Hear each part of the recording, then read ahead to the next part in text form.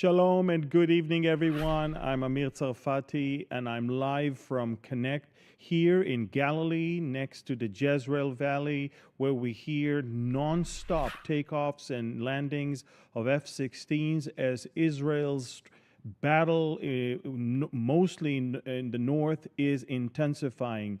I'm going to start with breaking news in a few seconds, but not before we will commit this into the hands of the Lord. Father, we thank you so much for being not only the creator of this universe, but also being in control and making sure that everything that happens for a reason and for a season. We thank you. We thank you so much that we can trust in you, that everything that you have foretold through your prophets is coming to pass. We thank you and we bless you. We ask that you will preside over the technical aspect of this broadcast, that you will bless and comfort and encourage and educate all the hundreds of thousands of people that are going to watch this update. Again, we thank you, and we ask this in the name of Yeshua. Amen. So again, shalom everyone. I'm Amir Tsarfati. We are live from Connect here in Galilee, in Israel, northern Israel, next to the Jezreel Valley, next to the northernmost airbase in Israel. And breaking news before we start the rest of the update is that the defense minister of Israel a few hours ago literally announced to the soldiers in the northern border of Israel with Lebanon that within just a few days, they will receive the command, just as the soldiers 11 months ago received the command to enter into Gaza. They will receive the command to roll into Lebanon. In fact, the Arab channels showed this picture all over the internet, quoting what he said: the center of gravity is moving north. We are nearing the completion of the tasks in Gaza. And so basically, everybody understands that it's time to move to the big game with the big league, major league terrorist organization, Hezbollah.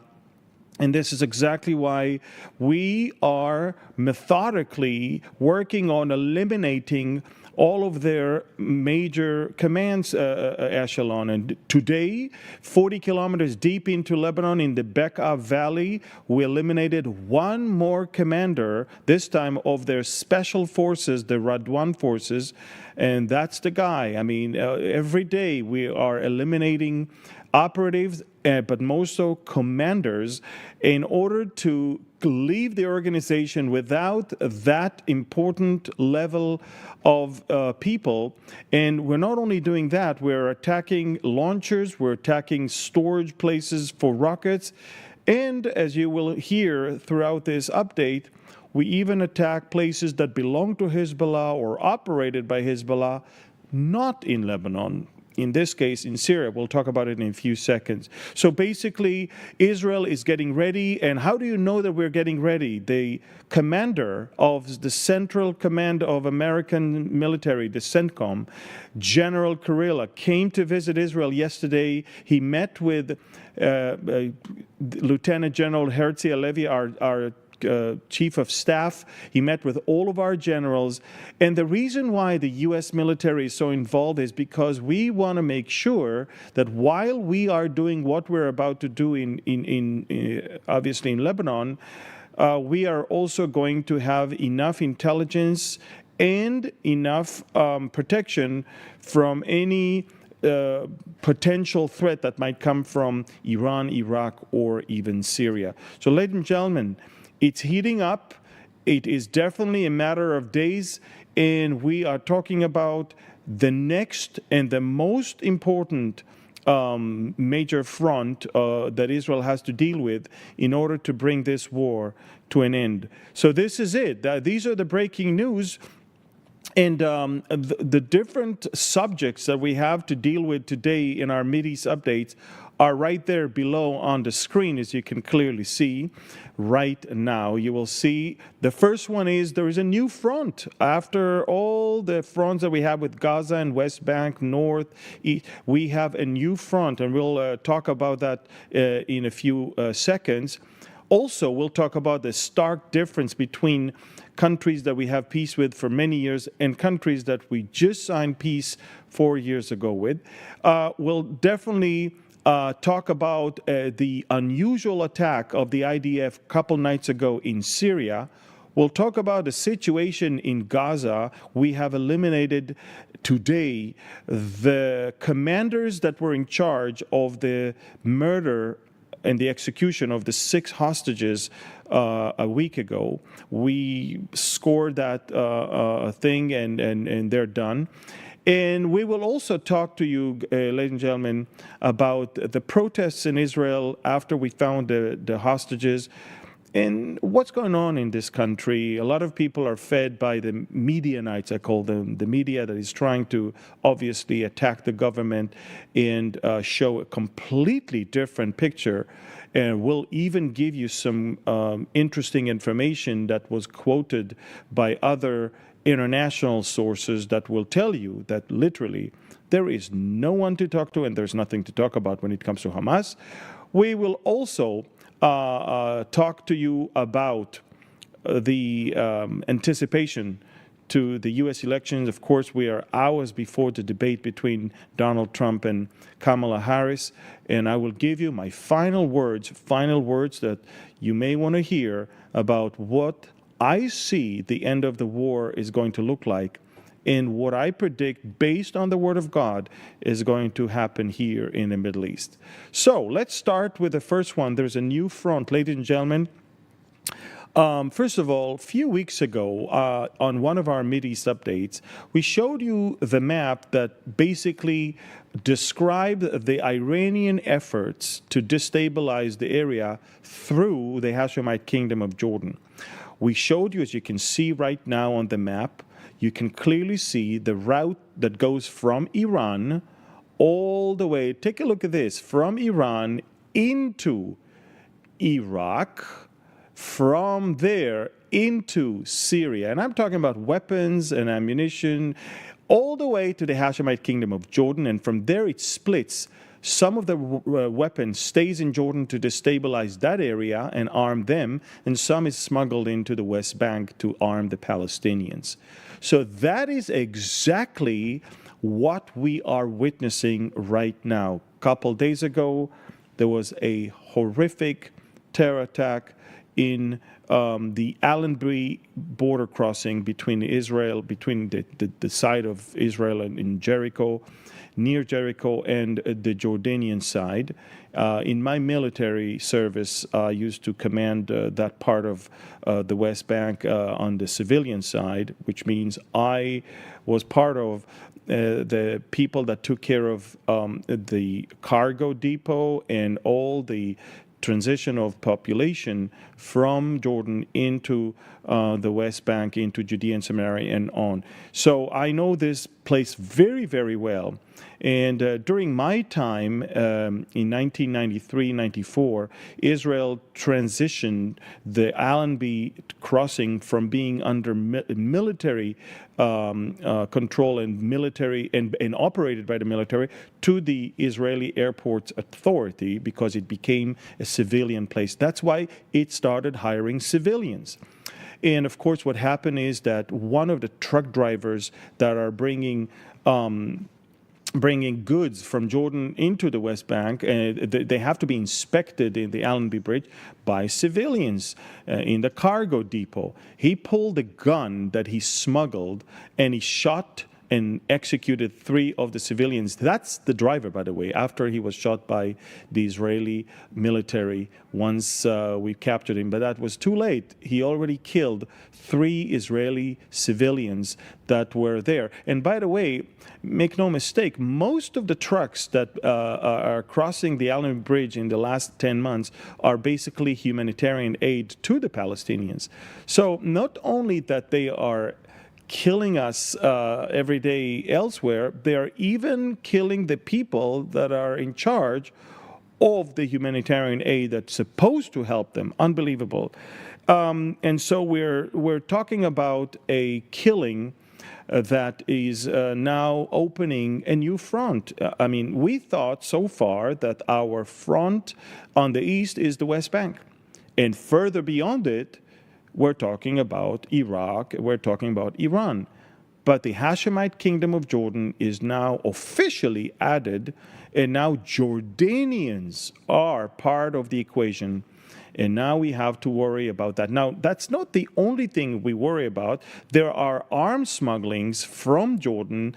We actually thwarted a couple days ago. 72 pistols were found by the Israeli police, and we thwarted that smuggling attempt. In fact, if you follow me on Telegram, even today we have more weapons that they try to smuggle, and we thwarted that as well. Almost every day, Iran, look at this, Iran is trying to arm to their teeth the terrorist organizations in Judea and Samaria. But of course, some of it goes to civilians and terrorists within Jordan with the hope that they'll be able somehow to infiltrate into Israel and use it against Israeli civilians and Israeli military forces. The attempt of Iran to destabilize things from the east is the reason why the Israeli Minister of Defense, Israel Katz, tweeted the following thing yesterday following that event. He says the Iranian terror octopus is working to establish an eastern terror front against Israel and moderate states in the region. That's the octopus that we need to put an end to. And he showed Khamenei. And what he said the West Bank will surely be armed just like Gaza. They understand that Hamas is being obliterated, being destroyed in Gaza, and they want now the West Bank to burn. And in order to do that, they supply them with weapons and ammunition. And this is exactly what we deal with. Israel, over the last few days, also thwarted several terror attacks by stopping terrorists on their way to do those things as well. So another front, but that's in addition to the regular fronts, such as the one from the north. And as you can see yesterday, a Hezbollah drone flew and hit a residential building in the coastal city of Nahariya, not too far from the Lebanese border. So we're definitely talking about active fronts in the north, active front in Gaza, active front in the West Bank. We're hitting in Syria, Iraq, and Yemen. But of course, there is a new one, as you can see, and that is, of course, now Jordan. Now, it's interesting because Jordan has peace with Israel. You would expect the Jordanians to at least not be happy when Israelis are butchered. Take a look at how the Jordanians responded when they heard of the murder of the 3 Israeli civilians in the Allenby Bridge. They literally started distributing sweets and baklavas and kanafe and other things to the bypassers, and they couldn't stop. They can't control it. And even at night, fireworks, chanting death to the Jews, and waving with the Palestinian flags.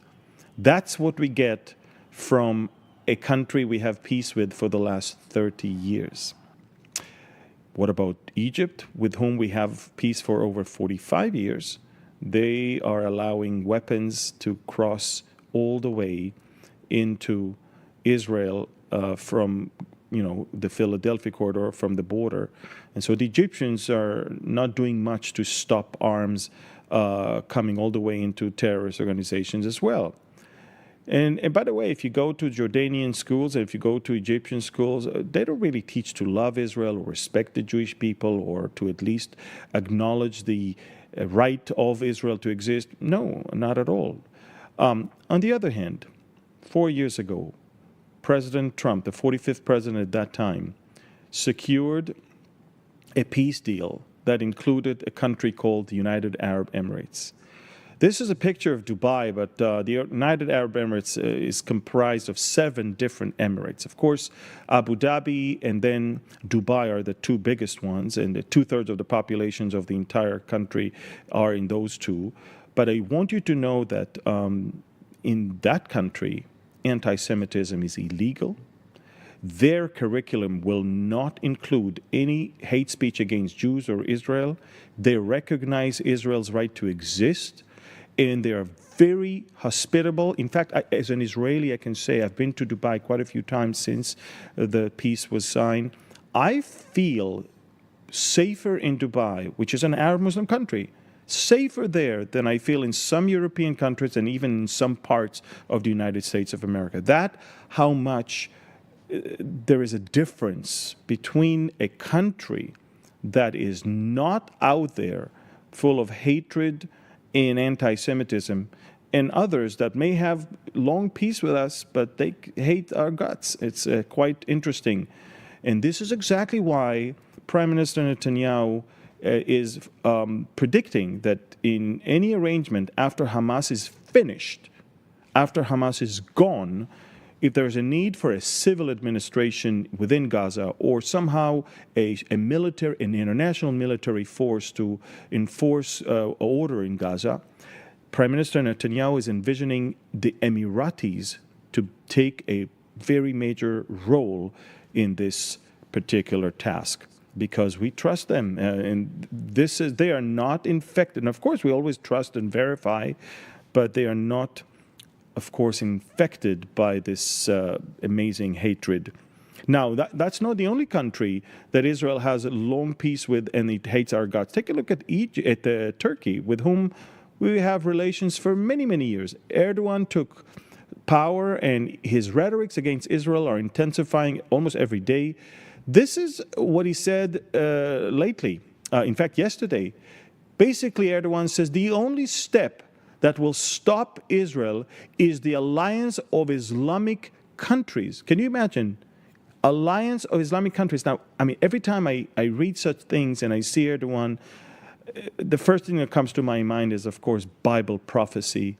Because apart from Russia, it's going to be an alliance of Islamic countries that are going to come against Israel in that war.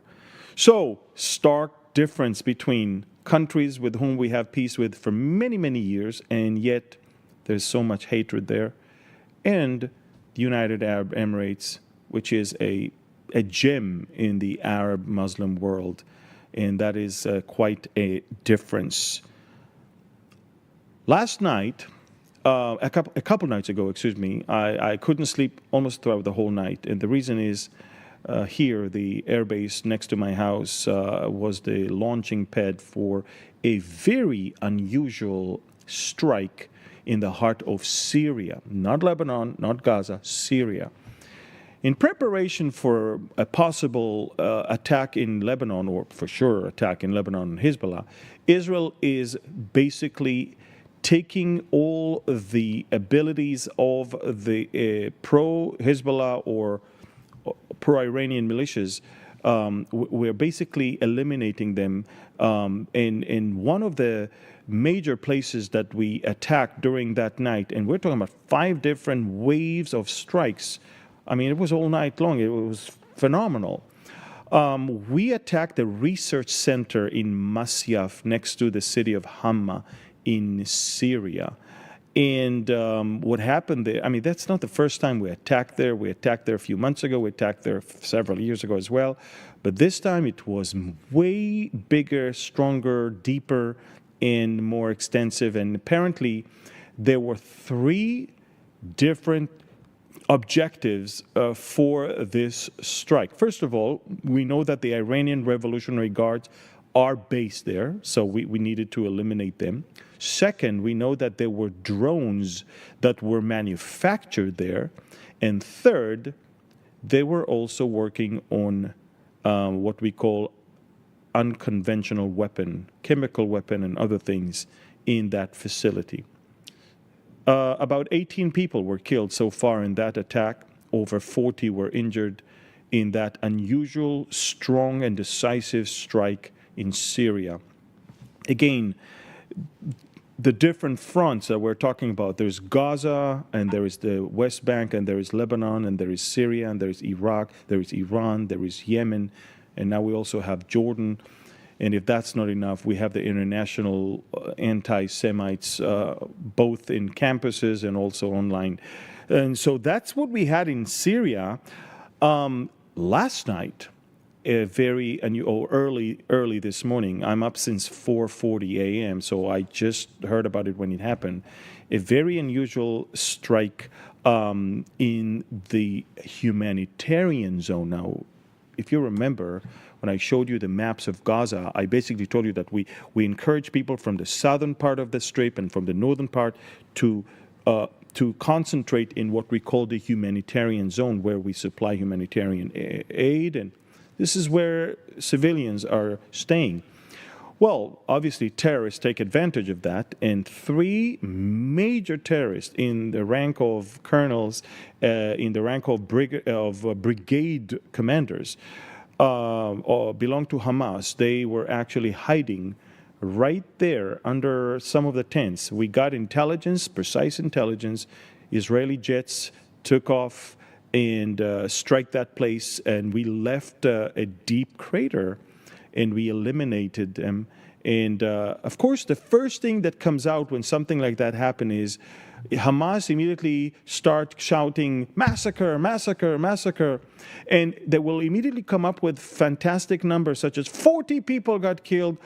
But then when they have to supply names, they come up with 12. And it's interesting because take a look at the BBC and how they report things. The BBC says, Hamas says Israeli strikes kill 40 in Gaza safe zone. Now, if I was the BBC, I would be very careful. Just the other day, the Sunday Telegraph in Britain basically published that the BBC has breached rules 1,500 times over the Gaza war. And when I say breach rules, when you read the fine letters, it's not just breached rules, it's being biased against Israel and taking the side of Hamas. And whenever they cite the Ministry of Health, it's Hamas. Whenever they cite civilian authorities, it's Hamas. They're basically listening and hearing the words of a terrorist organization that just committed a genocidal massacre, and they're taking them over the words of military that can prove everything that happened there. So quite an interesting thing to hear from there. Now, as I said, just about an hour ago, Israel released information that over the last 24 hours, we also eliminated in Rafah the battalion commander and his 2 deputies that were in charge of the massacre, of the killing of the 6 hostages. So take a look at what's left from the list, the hit list of Hamas. Not too many are still alive. We still have about 15, 20 people out of the 60. And but guys, we're getting there. We're hitting them. They are on the run. I don't think Hamas functions anymore as a military force. They are executing guerrilla fighting right now. One here, one there. But that's it. We are killing the commanders. Most of their rockets are gone. And we are at the final stage of eliminating most of Hamas capabilities. And of course, we cannot afford not finishing the job with Hamas. That's a very important thing. An interesting thing that you need to see is that Israel currently is controlling 32% of the Gaza Strip. Take a look at the map. You all seen that map before. The Gaza Strip is divided to 5 different zones. The northern part, then the city of Gaza, then there's the central camps, and then we have Han Yunis and Rafah in the south. The Netzarim corridor that you see in the center is now twice wider. And then there's, of course, the Philadelphia corridor down south, where we are controlling the border with Egypt, and they can no longer smuggle weapons through it under the ground or above the ground. And of course, as you can see in the other map that we have, where you see the perimeter, security perimeter that is 1 kilometer deep, and you add the territory of Philadelphia and the Tsarim corridor, which is now much thicker, as you can see, 32% of the territory of the Gaza Strip is completely controlled by the IDF. And what we do, we are raiding into areas where we know there's terrorist activity to eliminate them and destroy, and of course destroy the weapons as well as the terrorists themselves. So we're definitely on the winning side, and we're crushing Hamas. It's no longer an existential threat there. Israel is getting ready, is gearing up to move everything, most of the military force, up to the north and to engage into the most important part of this war. We have to push Hezbollah north, and we have to take from them their enormous capability of 150,000 rockets and thousands of drones, some of them, if you follow me on Telegram, as you can clearly see on the very top here in the QR code, I just posted an hour ago drones that infiltrated into northern Israel. They have so many of them, and we need to destroy them. We need to destroy them. So we are systematically destroying their leadership as well as their capabilities, but there's so much work to do. And when we are going to roll our tanks in and our infantry into their territory, we're going to find so many tunnels, so many weapons. It's going to be bad, we know that, but we have to do it. Otherwise, we will never be able to get 82,000 Israelis back to their homes in northern Israel. We're going to come now to what's going on in Israel right now, which is a very tough thing for me to talk about, but I guess I have to.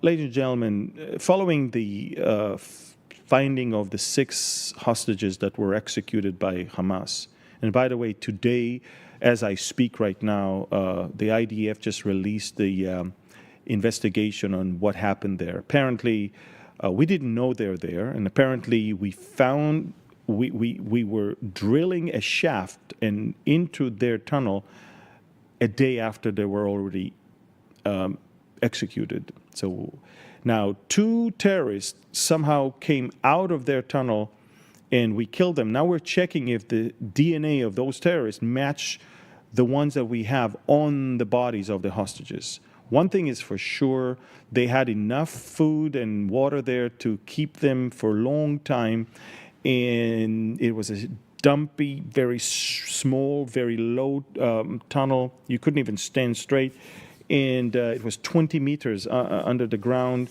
about 60 feet underground, and hard to breathe. And what we know is that it was a connecting tunnel between 2 big ones. So they were moving them between 2 major tunnels that had some steel doors in between them. Terrible way to keep them, and of course, terrible way to kill them. And at least we settled the score. We settled the account today, and the top commander of the unit that killed them in Rafah was eliminated together with his 2 deputies today. So that's a good thing. Now, following the finding of those hostages, a lot of Israelis took to the streets. They were very angry, frustrated. And the reason is the Israeli media, biased media, full of poison, full of lies and deception, kept pumping to the Israeli public that Hamas wants a deal, and it's Israel, it's the prime minister that doesn't want a deal. So you can imagine, when a civilian sees that 6 hostages were cold-bloodedly executed, and it's his prime minister that doesn't want a deal, obviously is getting angry. And people took to the streets, and they were very angry. But what the media failed to tell them, and what the international media did not fail to say, is that Hamas never even had a deal. He never wanted a deal. Hamas' strategy is to have no deal, but to pretend that they have a deal. 2 very brave media outlets decided to take classified documents that they found on computers of Hamas. One of them is the Jewish Chronicle, based in the UK, and they said that Sinwar's secret plan was actually to smuggle the hostages to Iran underneath the Philadelphia corridor into Sinai, from there to Iran. So basically, he never really wanted to release them, but he wanted to take them with him as his, what I call insurance policy. But the major outlet that actually spilled out the truth was the German, very, very popular newspaper, Bild. And let me show you the 6 different points that the German newspaper was able to extract from the documents that were found. So I'm going to read to you right now all the 6 points that were cited in the German newspaper Bild. Okay, so here it is. Let me see the 6 points so I can read it to you. And again, this is a very popular newspaper, and there you go. So first of all, as I said, this newspaper is very, very popular. They uncovered a document from Hamas leaders Yahya Sinwar detailing the manipulative ceasefire strategy. The first thing they found is that Sinwar says, blame Israel. Hamas plans to make Israel appear responsible for failed negotiations, suggesting that they rejected U.S.-backed deals. Now, I'll stop there for a second. Let's stop there for a second. Israel never said no. And the U.S. can attest that we never said no. But the media in Israel is telling the people that we are the reason for the problem, exactly as Sinwar wants. Let's move to point number 2 that was uncovered by that newspaper. Preserve military power. The aim is to keep their military strong to drain Israel politically and militarily. You understand that Hamas is not even thinking about giving up, about surrendering. They want to preserve their power, which is exactly what Israel cannot afford to have. Number 3, use hostages for pressure. Hostage videos will be used to put psychological pressure on Israeli families and the government. That's exactly what they do, and it works. Ladies and gentlemen, the media in Israel is pumping those videos and making the Israeli public angry and putting pressure on the government. Again, every one of these points are stupidly being embraced by the media and by some what I call useful idiots. Number 4, let's read. Prolong the negotiations. Hamas seeks to extend talks, avoiding a quick resolution despite the suffering of the Gazans. They don't care about the Gazans. In the documents that we found, we realized that not a single thing was written about taking care of Gazan civilians, stopping the war, making sure that the Gazans will have their needs met. No. In fact, prolong the suffering so it somehow will cause a way to attack Israel and a way for Israel to look bad in the media. And of course, another point is make sure that in any arrangement, Arab forces will be in Gaza and around as a buffer. They propose placing Arab forces such as Qatari and others that are on their side along Israel's borders to buy time and regroup for future conflicts. Make no mistake, Hamas says we'll do another October 7th and another October 7th. And if that's not enough, Hamas raised the price when they see that the pressure mounts and there's a lot of demonstrations and the media is pumping that Netanyahu is in charge. Now they raise the price. You see, every demonstration caused Hamas to raise the price, and Hamas is now demanding the release of 100 convicted terrorists to stall negotiations. They understand that there's a point where Israel cannot. So based on these tactics, we can see that Hamas is focused on manipulation and delaying reaching any agreement. And that's why I'm so sad. When I'm describing everything that is going on in Israel, there is so much deception and manipulation, mostly done by the criminal media that I call them the Medianites. And it's very, very sad. The military, the field commanders and the soldiers are super brave, and they want victory, and they understand there is no way we can ever allow Hamas to survive. But unfortunately, the top command of our military is completely out of sync with what's going on, is completely into complete surrendering, and wants a deal at any cost because they want an end to this war. And I want to tell you something. They used to have their way for many, many years. In Israel, although we are a democracy, one would think the prime minister and the government decide and the military obeys, because the military is not an elected official body. They need to obviously obey the commands of the elected body. Not in Israel. In Israel, the military is so strong and so powerful that many times it's the tail that wagged the dog and not the other way. And that's exactly what happened in the events that led to October 7th. They didn't think much of the government. They didn't want to collaborate with the government. They decided what to say and what not to say to the government. That's why they didn't even bother to wake up the prime minister before the attack, although they knew something is cooking. Ladies and gentlemen, Netanyahu said, enough is enough. I am not buying everything you say.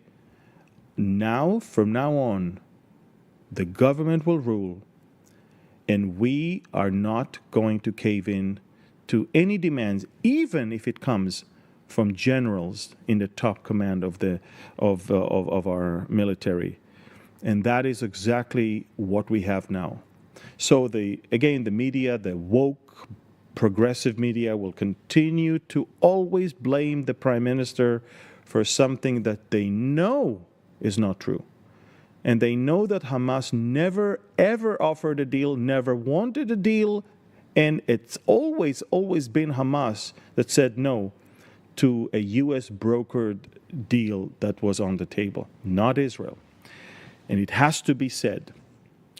In a few hours, President Trump and Vice President Kamala Harris are going to have their first debate. And it's very, very interesting because there's a great anticipation in Israel to what's going on. Nate Silver, the actually very, very liberal pollster, just released these numbers early this morning. As you can clearly see, ever since the race began, Trump is now leading at the highest number, of course.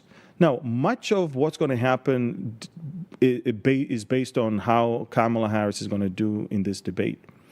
But I want to tell you something, folks. As far as Israel is concerned, I'm an Israeli. I don't vote for American in American elections.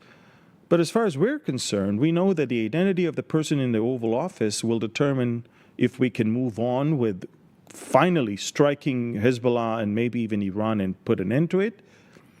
And not only that, if it's the right person in the Oval Office, we might even have another peace deal or normalization deal in the Middle East, and this time with the Saudis, that they can't wait to have it.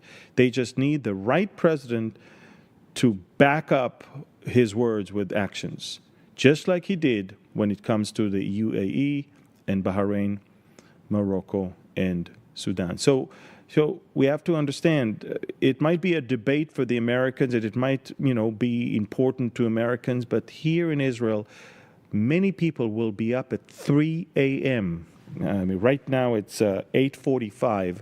We're close to 9 p.m.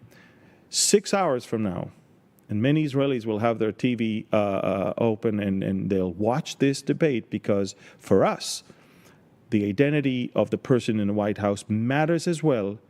I mean, this war could have ended long ago if we had someone else sitting in the White House who is allowing us to do what we need to do and not tying our hands behind our back.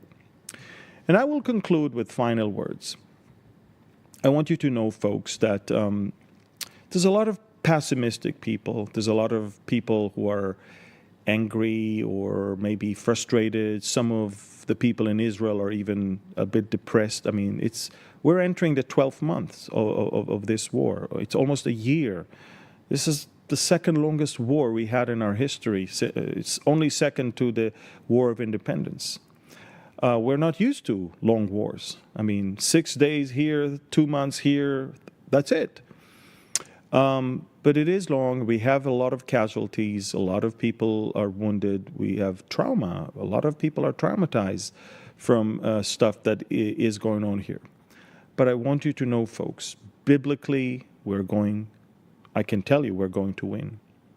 Biblically, Israel has to be strong, safe, secure, and prosperous for the next and the big war known as Gog, from the land of Magog, from Ezekiel 38. For that war, Israel has to be strong.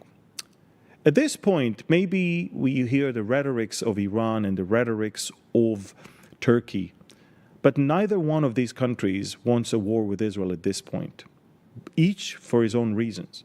At this point, Russia is embarrassed by Ukrainian drones hitting Moscow. Moscow's airports were shut down last night because of drones attacks. The U.S.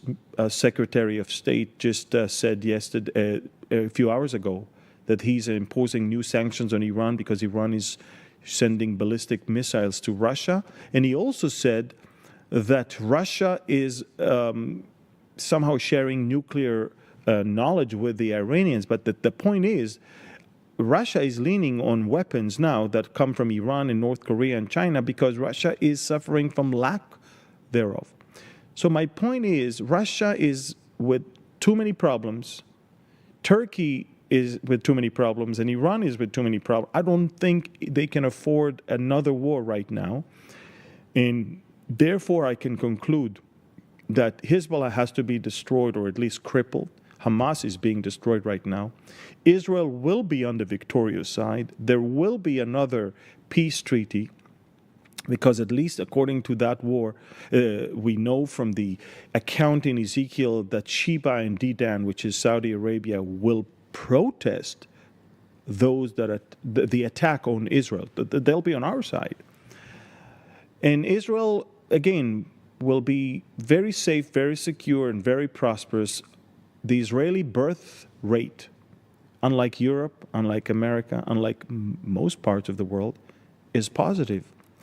The average family have 3 kids and more, whereas elsewhere it's all on a decline.